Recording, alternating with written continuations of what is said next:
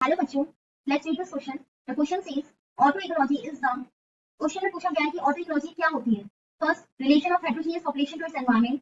Second, relation of an individual to its environment. Third, relation of a community to its environment. Fourth, relation of a biome to its environment.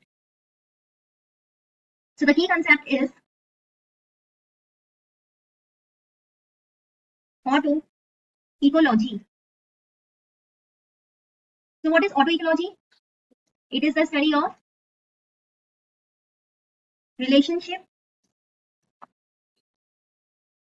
of an individual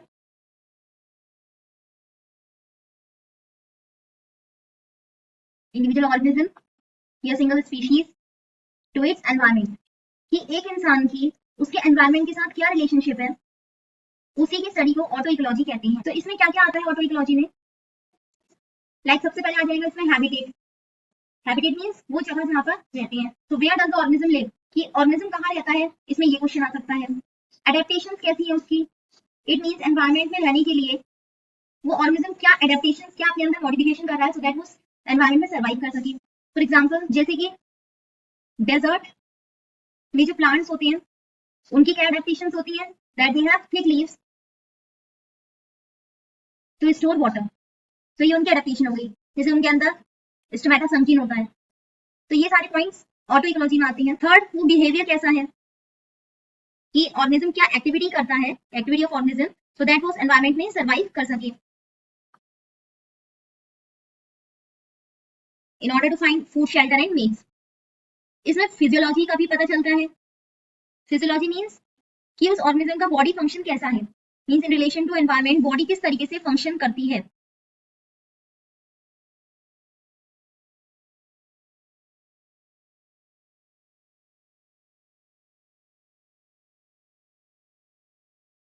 और इसमें interactions भी आती हैं, कि organism दूसरे organism के साथ किस तरीके से इंटरेक्ट करता है, इंटरेक्शन करता है। तो ये सब चीजें क्या होती हैं, एक ऑर्गेनिज्म की एनवायरनमेंट के साथ क्या बता रही हैं, रिलेशनशिप को बताती हैं। सो ऑटो इकोलॉजी क्या हो गया, relation of an individual to its environment. So option first में कहा था relation of heterogeneous population to its environment. इसका मतलब क्या है, ये किस में आता है, साइन इकोलॉजी में आता है। इसमें क्या होगा, relationships and interaction between groups of different species. इसका मतलब अलग अलग स्पीशीज के जो लोग हैं उनके बीच में रिलेशनशिप या इंटरेक्शन कैसा है, that is synecology, that is within a community. Option third था relation of a community to its environment.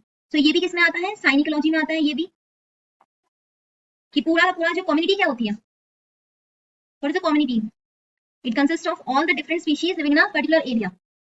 जैसे एक स्पीशीज के लोग जो एक साथ रह रहे हैं वो तो मिलकर क्या बनाएंगे, पॉपुलेशन बनाएंगे, लेकिन different species living in a particular area ये क्या बनाती है, कम्युनिटी बनाती है। तो इनका इंटरेक्शन किस तरीके से है एनवायरनमेंट के साथ, that is synecology. Third है relation of a biome to its environment. ये आता है बायोम इकोलॉजी या ग्लोबल इकोलॉजी में, कि पूरे के पूरे बायोम का रिलेशन कैसे है। अब बायोम क्या होता है, biome means which examines large ecosystem, जिसमें आते हैं लाइक डेजर्ट इकोसिस्टम आ गया पूरा का पूरा, फॉरेस्ट इकोसिस्टम आ गया, ग्रासलैंड्स आ गए, इनका इंटरेक्शन एनवायरनमेंट के साथ कैसा है, दैट इज बायोम या ग्लोबल इकोलॉजी। बट क्वेश्चन में पूछा था कि ऑटो इकोलॉजी क्या होती है, so the final answer is D, relation of an individual to its environment. Hope you understood it well, best of luck.